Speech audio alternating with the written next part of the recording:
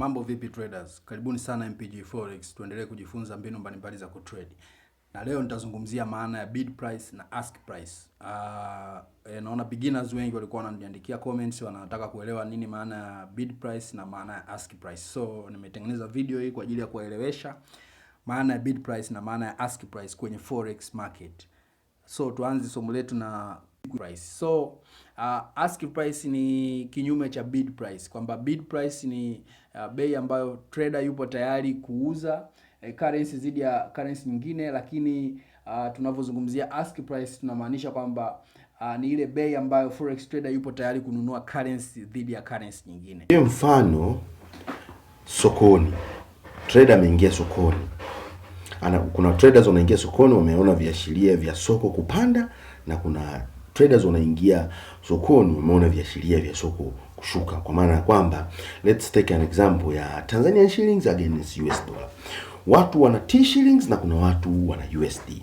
Sasa hawa wenye USD with the current price ya shilingi 2400 USD moja, mtu mwenye USD moja is willing to sell USD moja kwa shilingi 2400. Lakini kuna watu pia hii dola walionayo, they are willing to sell it as 2500.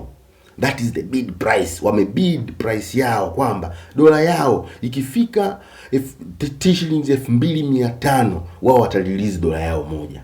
Lakini kuna watu wana T shillings na wameona viashiria vya dola kushuka, wanasema dola hatutainunua kwa shilingi 2400 the current price. Tainunua when it is down 2400. Hao watu wameask kununua dola when it is down the price.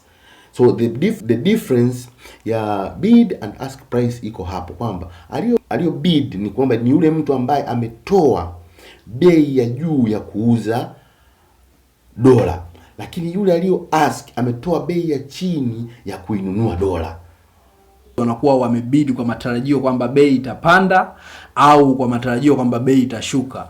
Kwa hiyo ni muhimu sana kama forex trader ufahamu kwamba unapo trade, kwanza kabla huja trade currency pair lazima ujue currency price yake ni ngapi, ina trade kwenye bei gani, na kisha lazima ujue kwamba bid price ni ipi ya hiyo currency na ask price ni ipi ya hiyo currency. Hiyo itakusaidia wewe kuweza kuelewa momentum, kuweza kujua momentum ya hiyo trade yako, na utaweza kujua kwamba ni wapi sehemu sahihi ya kuweka stop loss na wapi sehemu sahihi ya kuweka take profit. Asante sana kwa kufuatilia video yangu. Hakikisha una subscribe ili tuendelee kuwa pamoja.